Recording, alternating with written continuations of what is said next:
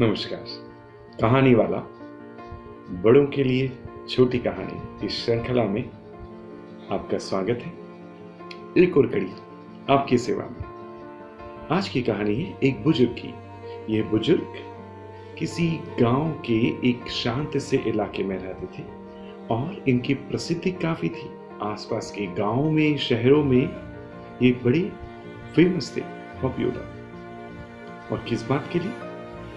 लोग कहते थे कि किसी भी तरह की समस्या हो, उन बुजुर्ग से मिलो तो वो प्रायः उसका सॉल्यूशन दे देते हैं। तो समस्या सुलझाने में जो उनकी काबिलियत थी, हुनर था, उसकी वजह से वो प्रसिद्ध थे। और ऐसे ही उनकी प्रसिद्धि सुन पास के किसी शहर से दो युवक उनके पास आए। बुजुर्ग ने बड़ी प्रेम से उन्हें अपने पास बिठाया।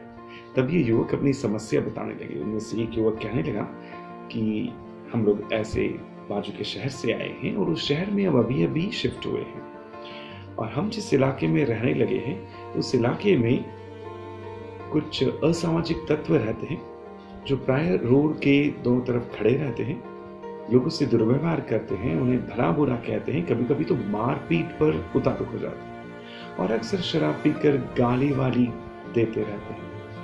हम लोग बहुत परेशान हैं और इस कदर परेशान है कि हमें लगता है या तो हम ये एरिया छोड़ दें या फिर उस शहर को छोड़कर वापस अपने शहर को चले जाएं।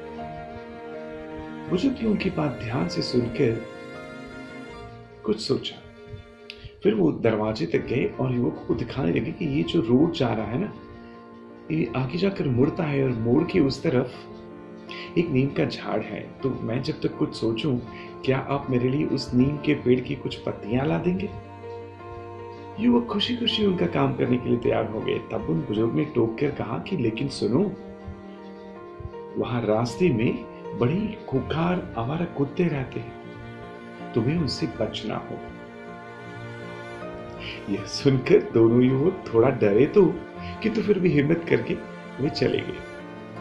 किंतु यह क्या, थोड़ी देर पश्चात ये दोनों युवक घबराए से वापस आए और कहने लगे कि वो कुत्ते पहले तो हमें घूर रहे थे, फिर हमारे ऊपर भौंकने लगे और फाइनली तो वो लपक गए हमारे ऊपर। तो हम तो जैसे तैसे अपनी जान बचाकर वापस आए।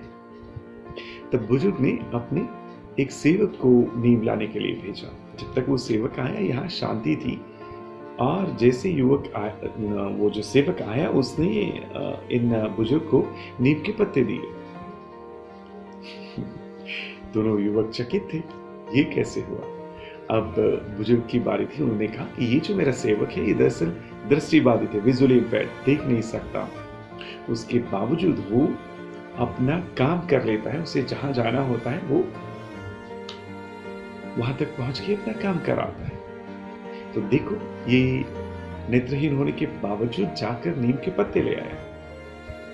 और तब इन बुजुर्ग ने उन युवकों को समझाया कि ये इसलिए संभव हुआ क्योंकि उस सेवक का पूरा ध्यान अपने लक्ष्य की तरफ था। तो मार्ग में होने वाली बाधाएं उसके लिए मानो थी नहीं, और वही तुम्हें भी करना होगा।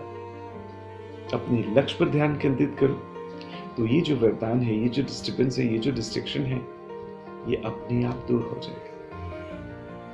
कितनी गहरी बात उन बुजुर्ग ने इन युवकों के माध्यम से हमें भी कही। हम जब अपने लक्ष्य की तरफ बढ़ते हैं तो क्या हम फोकस्ड रहते हैं? ये बिल्कुल वैसा है कि जब रास्ते में हाथी जा रहा होता है तो वहां इर्द गिर्द जो कुत्ते होते हैं वो इस unfamiliar, unwanted element and that too huge in size, उसको देखकर भौंकते हैं काफी। अब इस हाथी को तो बड़ा बुरा लगना चाहिए कि मुझ हाथी पर ये कुत्ते भौंक रहे हैं, लेकिन ऐसा कुछ नहीं।